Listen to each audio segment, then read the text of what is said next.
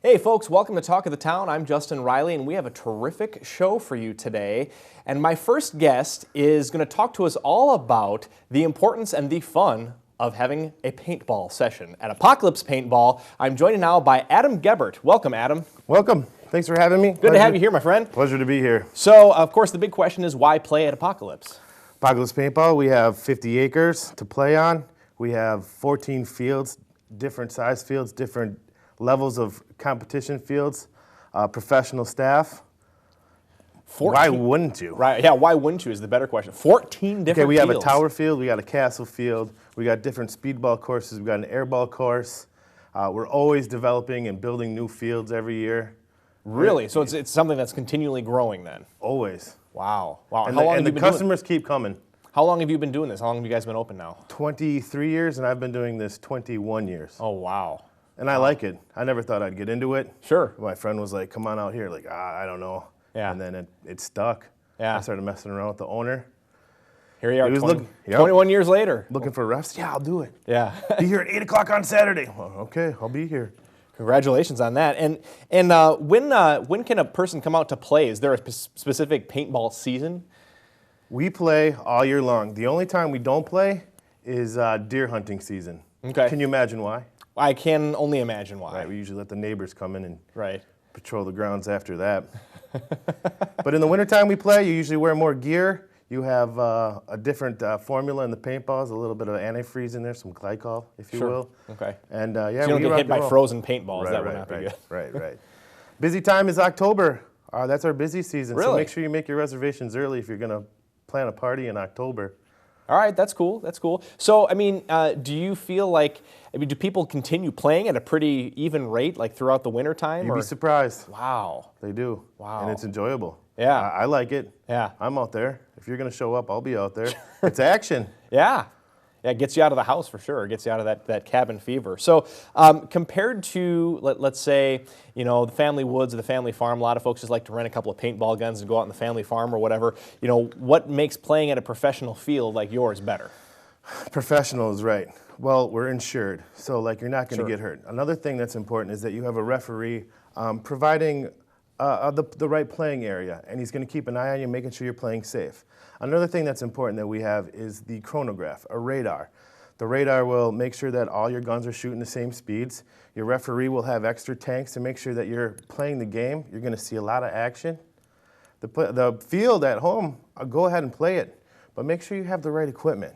Yeah, let's talk to us about some of the equipment that Look, you've I got have here. safety goggles here. Right. The thing that you got to really be concerned about, the most important piece of equipment is the safety goggles. Right. You don't have this, you might as well not be playing, you're going to get hurt. Right. One of our first rules of playing paintball at Apocalypse Paintball or anywhere should be to have the goggles. Right. I mean, you can't be a spectator even without these goggles. You take one to the eyeball, you're done. Right, yeah, for All sure. right. Then, of course, the next best piece of equipment is the barrel plug. Okay.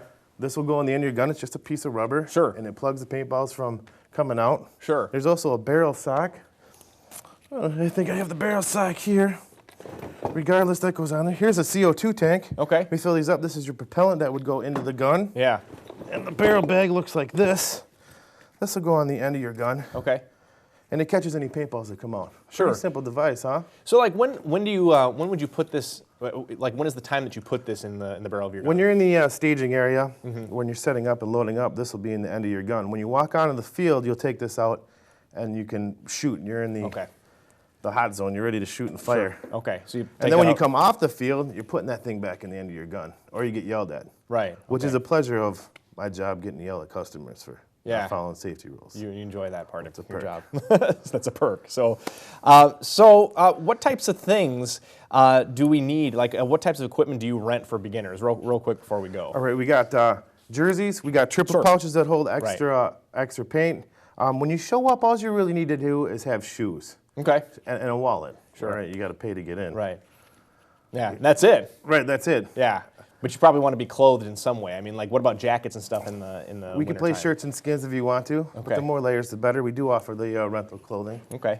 Very cool. Very cool. Well, Adam Gebert from Apocalypse Paintball, thank you so much for joining us Pleasure today. being here. It's been a pleasure talking with you. Don't go away. We've got more Talk of the Town coming up right after this. Stay with us.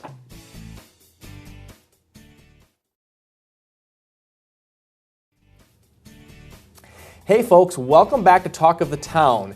We have two very special guests with us today who are going to talk to us about being there and reaching out for the families of our fallen veterans. And I'm joined now by Alyssa Spangler and Julie Spangler. Welcome to the program, guys. Thank you. It's good to have you here with us today. So you're going to be talking to us about an event called the Salute to the Families. First of all, talk to us a little bit about how you guys help the families of the fallen with being there and reaching out.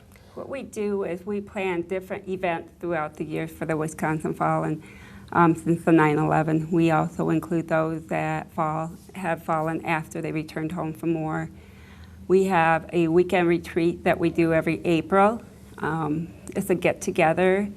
The families actually, we have a big dinner, we have a social hour, and we also have different events we do throughout the day, fun events for the families, which include the children as well.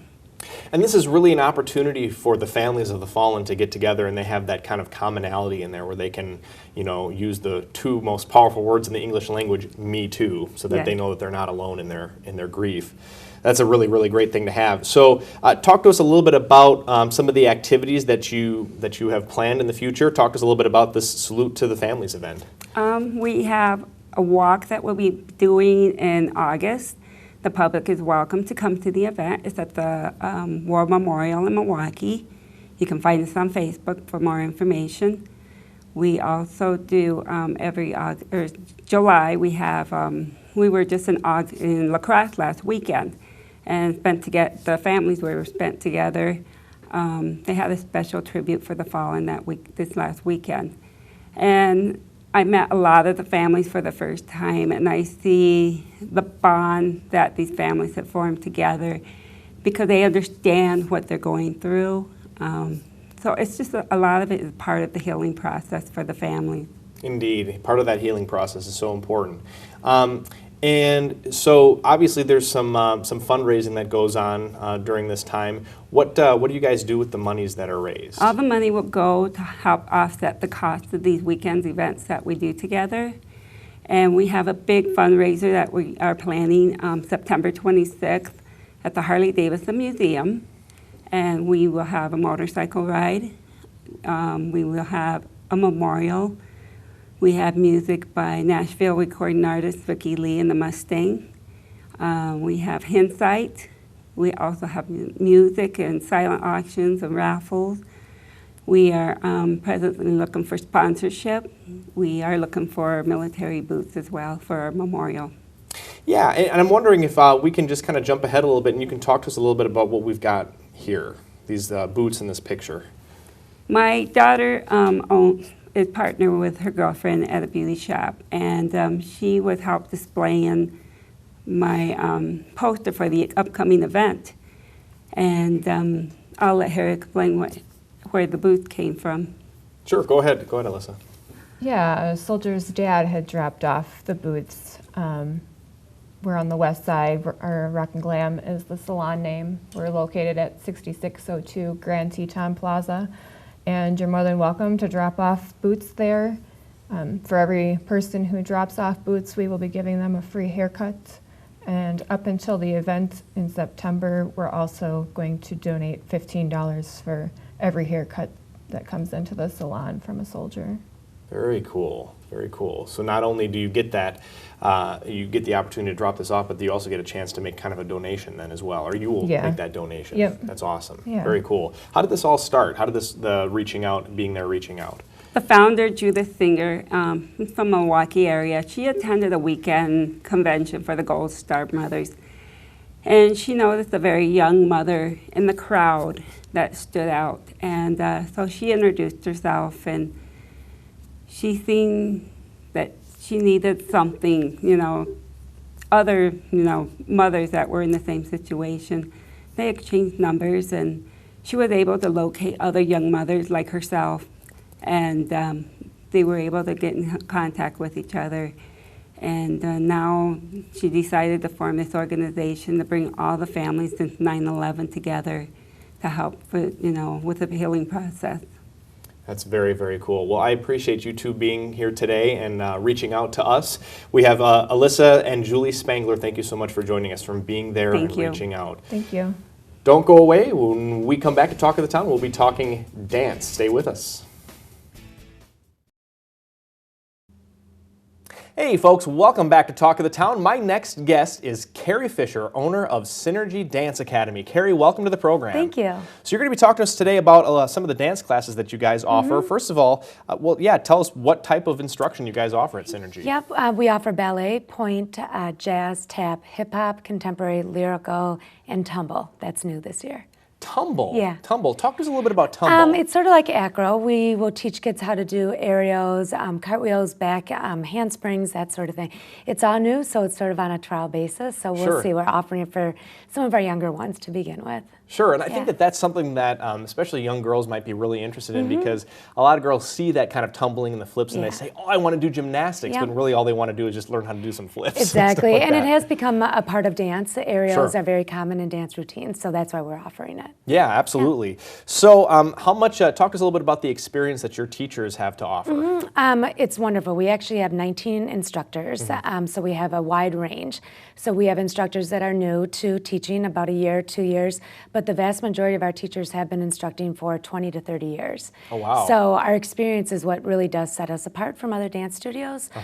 They have, a vast knowledge of dance itself, as well as classroom management. So that makes it a very nice environment. That classroom management Yes, component it's is huge. so important. It definitely huge. is, yeah. It is huge. So 30 years on average, or most of your teachers have 30 years, and you have 19 instructors. Yeah. So we're talking literally hundreds of years compiled. If you think of about it that instruction way, yeah, and I guess experience. that's true. Yeah, dance, the dance life, I guess, is somewhat short in terms Sure. of how long you can be teaching. So most of them started when they're about 15, 16. Oh, wow. So yeah, you have to kind of get it in when you can. Sure, I suppose. So are there competitive dance teams available at your studio? Yeah, we actually have 5 of them. 3 of them are what we consider the more competitive. So they travel. So they go Sure. to Chicago, Indianapolis, St. Louis. And then new this year, we have 2 club teams. And those are for local competitions only, so the Middleton area. So we have it from ages 7 to up to 18 for kids. So you said you go to Chicago? Is that? We do. We go to Chicago, we go to St. Louis, Indianapolis. Those, again, that's for our competitive teams that do travel regionally. And Sure. then we go to a nationals that's in Florida every year in July. Oh, wow. Very Yeah. cool. Very cool. Florida in July, though. Yeah, my it's goodness. hot. It's very I hope hot. you're dancing inside in air conditioning. Yes, we are, thankfully. It's still hot. So. Yeah, I suppose. Yeah. So, did you talk to us a little bit about, or can you talk to us a little bit about an end of the year show that you guys do? We do something that's very unique, actually. We have a recital, but our recital is a little bit different in that we do a full ballet every year. So all of our ballet classes, except for our little ones, our 3 and 4 and 5 and 6-year-olds, are part of a ballet. This past year, we did Cinderella. The very first year we were open, we did Swan Lake, which we're bringing back again this year. So it is unique that the kids are actually part of a large-scale ballet, so they learn the ins and outs of it, which is a little bit different than a standard recital where you just do your class and then leave. So that's really been enjoyable. The parents love it. Actually, it's interesting because even dads say they enjoy our recital. Sure. Well, and I think that really kind of reflects the name, Synergy. You're working together. It's not just one and done. Yeah. Everybody's working together. in that Exactly. area, That's so. exactly why we came up with that name as Yeah, well. that's So, very cool. Yeah. So, what classes? What about new dancers? What classes would you recommend new dancers to take? Our studio is very ballet based, so I would definitely recommend ballet for any new dancers, even those 3-year-olds. We offer a mini movers class, which is a little bit of ballet, a little bit of tap, a little bit of snack, a little bit of story time. Ballet is a little bit of Like, what kind of snack. dance is that? Ballet is the basis of all dance, so I highly recommend ballet first. Okay. Our students actually love ballet. Our instructors make it fun. And then tap, too, is also really Sure. fun. It helps with the rhythm and helps with the learning the beats of the music, that sort of thing. So ballet and tap are definitely the 2 that I would recommend first. And I didn't realize that ballet is kind of the basis for all modern Absolutely, dance. 100%. Even going into hip hop, you can see Really? it. So, yeah, it's definitely the one that I recommend that all kids take. So kids, if you're thinking about doing hip hop, be sure to take ballet first. So you can get that Absolutely. good foundation. Yes. So how can our viewers find out more about the schedule and how to register? Yeah, it's really nice. Actually, we have online registration, so you don't even have to make a phone call. You can just go to www.Synergy Dance Madison, click on our classes link, and that'll lead you right to our registration for the whole fall session. So, and then you can always email me. I'm always on my email, always available. Email Carrie Fisher. Email She'll get Carrie back Fisher. to you. I will. Carrie Fisher, owner of Synergy Dance here in Madison. Thank you so much for joining Thank you. us today. I Sounds appreciate great. it. Thanks. Don't go away. When we come back, we're going to be talking about a little bit more of a serious topic, bullying, with the Kathy Rasmussen Women's Theater. It's Talk of the Town. Stay with us. Hey folks, welcome back to Talk of the Town. I'm joined now by two very special guests. We have Naomi Bielefeld and Emily Morrison Weeks from the Kathy Rasmussen Women's Theater. Welcome to the program. Thank you. Good to have you here. And you're going to be talking to us about your newest production, a play called A Sky Painted Brown. So, Naomi, I'm going to talk to you first. You helped write the script, which I think is really cool because it's a locally written play. And it has several different playwrights, as I understand. So why do you think, talk to us a little bit about the topic and why you think it's important. Sure. The topic is important to bring awareness about the various different roles in bullying and giving them tools to help prevent the possible outcomes that could be quite devastating. So this play is about bullying. Yes. And the different impacts about bullying. Exactly. Okay, cool. So Emily, you play Camille, and the student, which is the student who is bullied in Right. the play. How does that affect you both on and off stage? Well, having written the character and then also playing her, I feel very close to her. And doing that has really opened my eyes to bullying and what that is like in the year 2015, as opposed to when I was Camille's age. Technology just keeps racing ahead and Sure. it affects things. And also, it has just I feel so close to the character that Sure. when I'm off stage after a rehearsal, it takes me a while to come back out of it because it's a heavy subject matter to work with. Sure. And how old is Camille? She is 17. She's 17, okay. And so you helped to write this play then as well. You actually wrote the character for Camille. Right, we both did together. We're on Okay. the same team. Very cool. So, Naomi, this show addresses obviously the effect of bullying, such as depression and self-injury and things like that. Why is this an important thing to be talking about? Sure, and our play addresses it a little bit differently. The phrase, sticks and stones may break your bones, but words may never hurt you. Right. It shows that words can have physical effects Sure. as well. And people who may never have had depression or self-harming tendencies can be driven to that point. Sure. And they're more of a victim of a crime. And, you know, it doesn't, as I understand, it doesn't even necessarily need to be like a physically like self-injury type of thing, but people Right. who have that sort of depression often feel physical effects from Right, having absolutely. poor mental health, basically. Exactly. Yeah. So, Emily, I mean, this sounds like a pretty kind of sad, depressing topic. Is this play a pretty heavy play? I mean, is it all negative? It's not entirely negative. There are characters in the play that we put in the play to give hope and to remind the audience members of what can be done to help those who are being bullied. And So there's sort of a call to action in this play right, then. yes, there definitely is. So, Naomi, the show asks the question, whose fault is bullying? And what's the answer? Good question. That's kind of the central theme of our show. And I feel my vision when trying to direct this is that the answer is everybody and nobody at the same time. Basically, not one person could have changed the outcome or done anything differently to have solved all the problems, but everybody working together. And I think that mostly comes with what I said earlier about teaching awareness as far as the tools you can use to help people and working as a team. So it sounds like maybe the answer is it's nobody's fault, but it's everybody's responsibility. Yeah. Perfect, exactly. Yeah.